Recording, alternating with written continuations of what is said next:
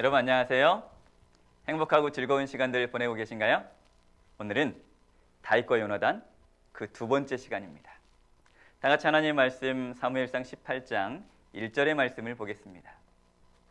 다윗이 사울에게 말하기를 마침에 요나단의 마음이 다윗의 마음과 하나가 되어 요나단이 그를 자기 생명같이 사랑하니라. 명심보감에 급난지붕이라는 말이 있습니다. 급하고 어려울 때 힘이 되어주는 친구라는 뜻입니다. 여러분은 급하고 어려울 때 힘이 되어주는 친구가 있습니까? 성경에 보면 우리가 잘 알고 있는 유명한 친구의 이야기가 나오지요.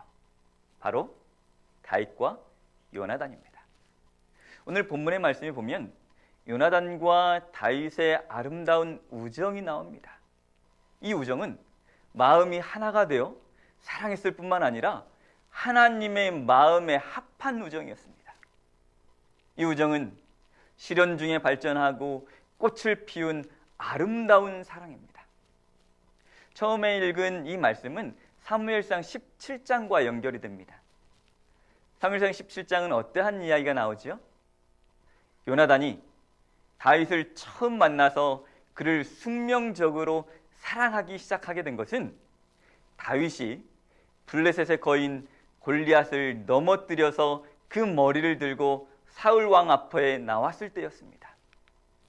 사무엘상 14장에 보면 사울 왕의 장남 요나단의 기지로 인해서 이 블레셋을 물리치고 한동안 블레셋과의 전쟁은 소강 상태에 있었습니다. 시간이 지나 블레셋은 이스라엘과의 전쟁을 다시 일으킵니다. 그런데 이때 블레셋은 골리앗이라고 하는 거인 같은 장수를 앞세워서 이스라엘을 위협하기 시작합니다. 사무엘상 17장 4절부터 7절에 걸쳐서 묘사되고 있는 골리앗의 위용은 정말 압도적입니다.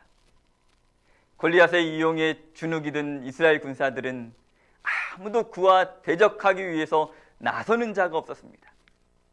골리앗은 그런 이스라엘 군사들을 조롱했고 이스라엘 군사의 심리를 무너뜨리기 위해서 급기야 이스라엘의 하나님 여호와까지 모욕합니다. 사무엘상 17장 10절에 내가 오늘 이스라엘의 군대를 모욕하였으니 사람을 보내어 나와 더불어 싸우게 하라.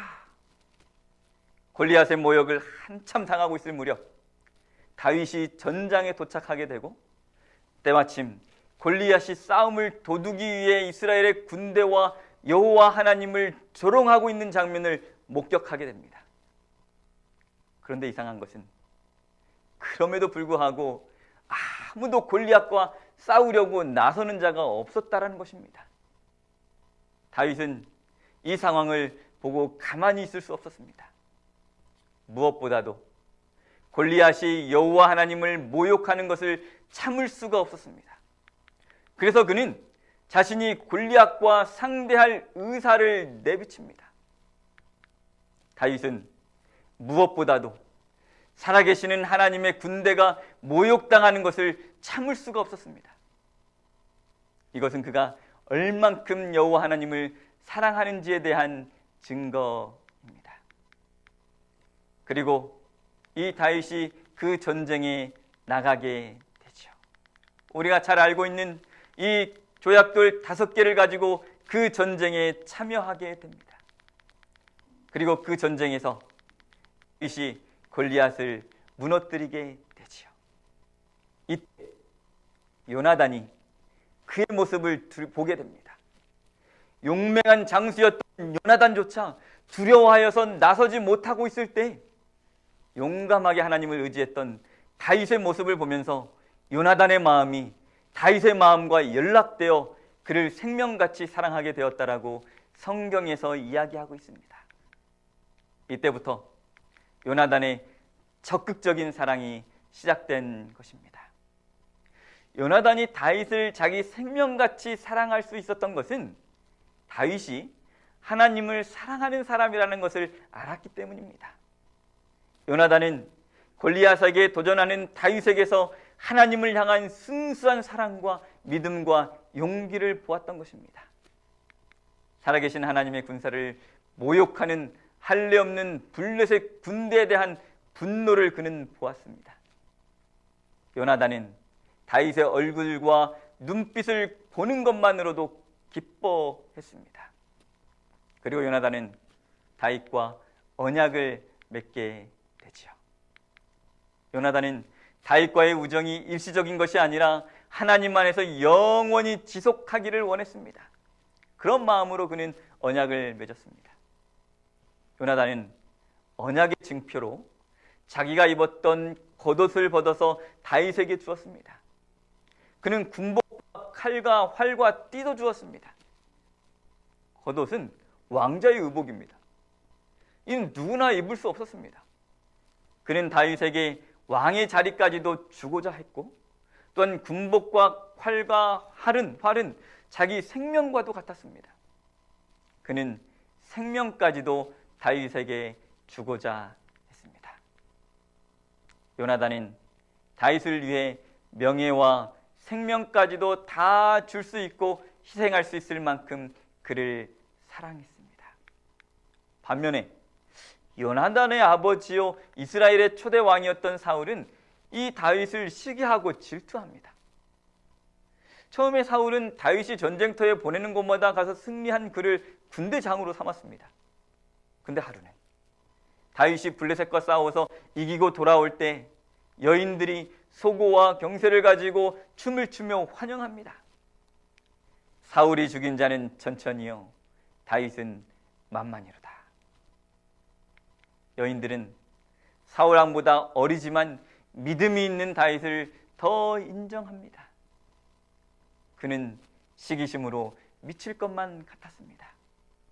이튿날 다윗이 사울 앞에서 수금을 타고 있을 때 수금 소리가 여인들의 소리처럼 들렸습니다. 그는 다윗에게 창을 2번이나 던져서 죽이고자 합니다. 다윗은 하나님의 은혜로 사울의 손에서 벗어나게 되죠. 두려움에 빠진 사울은 다윗을 천부장으로 강등시켰습니다. 그러나 다윗은 전과 다름없이 백성 앞에 출입하며 모든 일을 지혜롭게 행했습니다. 그는 사람들 앞에 살기보다 하나님 앞에서 진실하게 살았습니다. 그는 내가 무엇이 되느냐보다 어떻게 사는가를 더 중요하게 생각했습니다. 사울은 블레셋 군대의 손에 다윗을 죽이려고 했지만 실패합니다.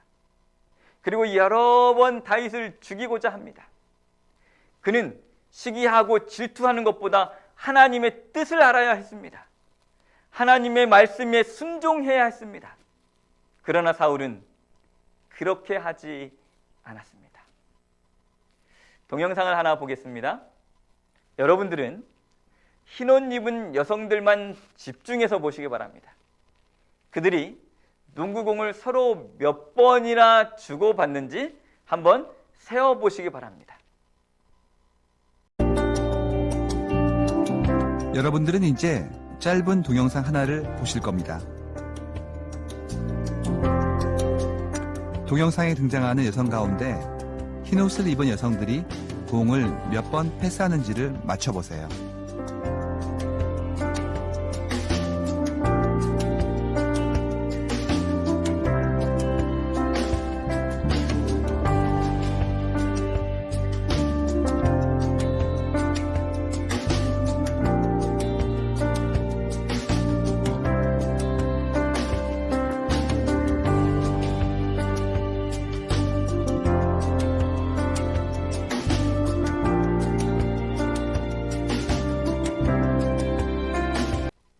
몇 번일까요?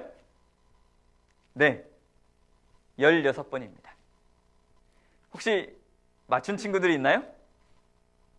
그런데 혹시 이 영상 중간에 고릴라를 본 친구들이 있나요?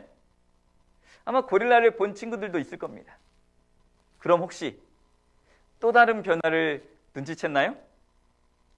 중간에 배경 색깔이 바뀝니다. 또 뭐가 있을까요? 검은 옷을 입은 여성이 중간에 나가게 됩니다. 물론 본 친구들도 있지만 우리는 왜 이것을 보지 못했을까요? 우리는 집회라든가 콘서트장과 같이 어수선한 장소에서도 원하는 사람과 대화를 나눌 수 있습니다. 이는 우리가 동시에 들리는 소리나 말 속에서 자신이 듣고자 하는 말을 가려서 듣는 힘이 있기 때문에 가능한데, 이러한 현상을 일컬어서 칵테일 파티 효과라고 합니다. 듣고자 하는 소리나 말을 정경으로 부각시키고 필요 없는 소리들을 배경으로 삼을 수 있는 능력을 말합니다. 예를 들어서 사람들에게 헤드폰으로 양쪽 귀에 전혀 다른 두 소리를 들려주며 따라하는 실험을 했습니다. 양쪽 귀에 다른 소리가 들리다 보니 사람들은 자기가 관심 있는 소리에 집중합니다. 그랬더니 반대쪽에 들리는 소리는 전혀 듣지 못했습니다. 영어로 이야기하다 한국말로 바뀌어도 변화를 감지하지 못했습니다. 아무리 시끄러운 장소에 있어도 자기에 관한 이야기는 귀에 잘 들어오지요. 하루 종일 많은 사람이 스쳐 지나가지만 자기가 관심을 가지고 있는 특징을 가진 사람은 잘 기억합니다. 사람의 감각기관은 선택해서 정보를 받아들입니다. 이것을 심리학에서는 선택적 주의 집중이라고 합니다. 하나님은 지금도 사람이나 사건, 성경을 통해서 말씀하고 계십니다. 그런데 왜 우리가 잘 듣지 못할까요? 우리의 관심이 다른 곳에 가 있기 때문입니다.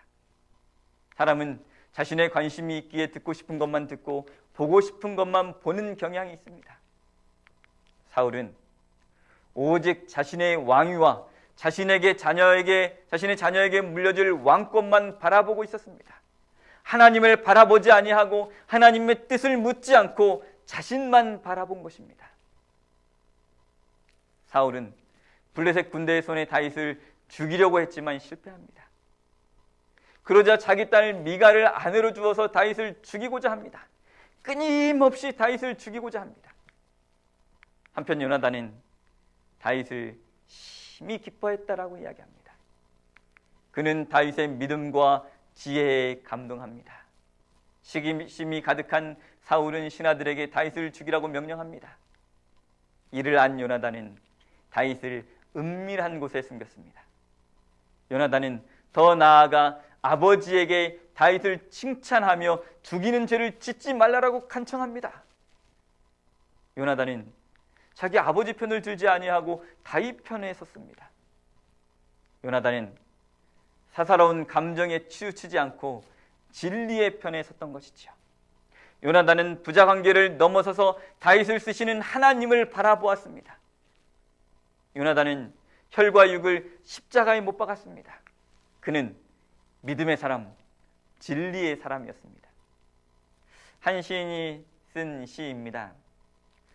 마음이 울적할 때 저녁 강물 같은 벗 하나 있었으면, 날이 저무는데 마음 산 그림매처럼 어두워 올 때 내 그림자를 안고 조용히 흐르는 강물 같은 친구 하나 있었으면, 울리지 않는 악기처럼 마음이 비어 있을 때 낮은 소리로 내게 오는 벗 하나 있었으면, 그와 함께 노래가 되어 들에 가득 번지는 벗 하나 있었으면, 오늘도 어제처럼 고개를 다 못 넘고 지쳐 있었는데 달빛으로 다가와 등을 쓰다듬어주는 벗 하나 있었으면, 그와 함께라면 칠흑 속에서도 다시 먼 길 갈 수 있는 벗 하나 있었으면.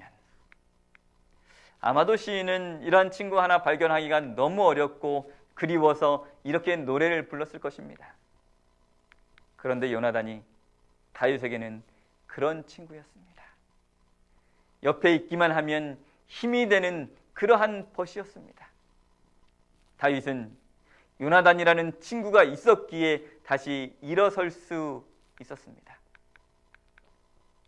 만약 다윗의 곁에 요나단이라는 친구가 없었다면 다윗의 생애가 어떻게 되었을까요? 사울왕의 핍박과 고난을 이겨내는 것이 너무나도 힘들었을 것입니다. 너무나도 괴롭고 외로웠을 것입니다. 다윗의 삶을 지탱한 것은 다른 것이 아니었습니다. 사무엘로부터 기름 부음 받은 사건입니다. 다윗은 너는 하나님의 사람이다, 너는 이스라엘의 존귀한 자가 될 것이다 라는 하나님의 약속과 비전을 가슴에 붙들고 있었습니다. 그런데 그것만으로는 힘들었을 겁니다. 옆에 소중한 친구가 있었습니다. 격려하는 사람이 있었습니다. 용기를 북돋아주는 사람이 있었습니다. 에너지를 주는 사람이 있었기에 그는 다시 일어날 수 있었던 겁니다. 그런 점에서 요나단이라는 인물은 신약에 나타난 예수님의 모습을 예표하는 그러한 인물이기도 합니다. 우리 모두 사랑하는 친구들에게 힘이 되어주는 그런 패스파인더 대원들이 되기를 바라면서 오늘 말씀을 마칩니다.